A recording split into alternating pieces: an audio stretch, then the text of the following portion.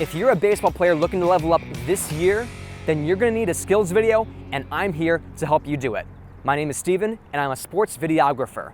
For the past 5 years, I've traveled the country with one of the best baseball recruiting companies in the country, filming games and workouts for 1,000 of the country's best athletes. And now I'm gonna share all of the secrets that I've learned with you, so that your skills videos can be just as good. I'll try to put as much as I can into a short video here. If you want even more tutorials, I've got over 20 great videos linked on my website where I take you out to the field and take you step by step through the entire process. But here's the short version. I want each of you to do 1 or 2 positions and hitting. We want to keep it short. We don't want it to be super long.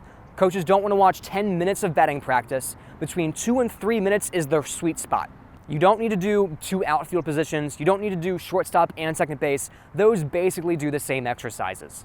For every workout we did the same 14 exercises with each team that covers every position. And so here's what those are and how to film them. For catchers, I want to see receiving, blocking and recovering, and throws down to second. For those first 3, receiving, blocking, recover, I can put my camera just in front of the mound so I can punch in and be nice and close on the catcher. But for throws down to second, I like to put my camera in shallow center field so that I can zoom in on the catcher and zoom out with the throw to see the shortstop make the tag.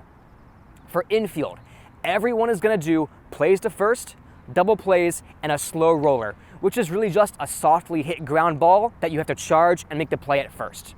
And then for shortstop and second base, I want to see you turn 2. So I'm going to hit the ball to the other one. I want to see you catch, tag, and throw. For each of these, I'm going to set up on the foul line that's across from you. So for first and second base, I'll be standing on the third base line, and for third and shortstop, I'll be standing on the first base line. Now for each of these, I do want to punch in enough that the player is big in frame, but that means we don't actually get to see the throw. And so for second base, shortstop, and third base, I'm going to do what I call infield throws. That's where I zoom out so the camera is really wide so I can see the entire throw all the way to first. For outfield, we keep it simple. I'm going to set all of them up in center field. I'm going to hit them fly balls and grounders. I want to see them field it and throw it into third. I like to set up my camera behind third base so that once again I can zoom in on the player and then zoom out with the throw. Then we go to hitting, everyone's favorite part. I like to shoot hitting from 2 different angles. First, facing the chest. So for righties, I'm going to sit next to the third base dugout, and for lefties, I'm going to sit next to the first base dugout. I give them as many swings as they want to get a few really good line drive hits. Then I'm going to move the camera behind home plate so that we can see more of the field and really see the trajectory of the ball. Lastly is pitching. For pitchers, I want to see 3 or 4 pitches. Always start with a fastball and always follow it up with a changeup.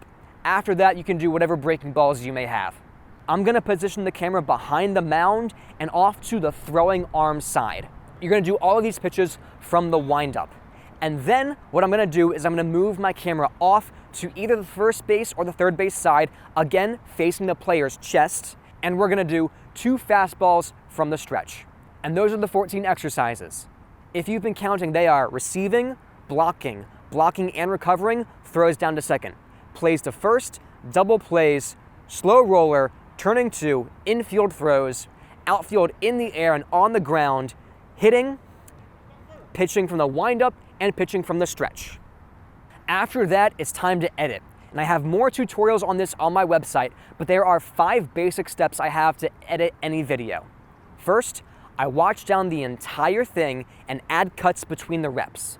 Then, I keep the best, delete the rest. Third is you reorder your clips to put the best ones at the front.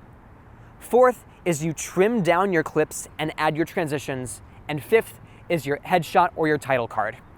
Now this headshot or title card is what you put at the very beginning of the video that tells the coach who you are and what you do. If you're gonna do a headshot, you shoot something very similar to this, just sitting here and talking to the camera. You don't have to do that. You could just put the text on the screen. But here's what I wanna see. I wanna see 4 pieces of information. I wanna know your name, where you're from, your graduation year, and the positions you're playing. And that's it. That is the formula that we had to shoot thousands of these videos, and now you know it too. If you want even more training on this, check out my website. I've got over 20 videos that takes you step by step through the entire process. We start off the field where we do our planning, we choose our cameras, and we talk about our camera settings. Then I bring you on the field where I take you through every one of these exercises, and you get to watch me as I film a team go through every step of the way. And then I bring you to the editing room where I then edit a video both on a phone and on a computer. That's right, you don't actually need a fancy camera or a fancy computer. You can just do this all on your phone, and I show you how to on my website. So that's it from me. Thank you for watching. I hope you take this information, and I hope you make the absolute best skills video that you possibly can, and I can't wait to see you on the field.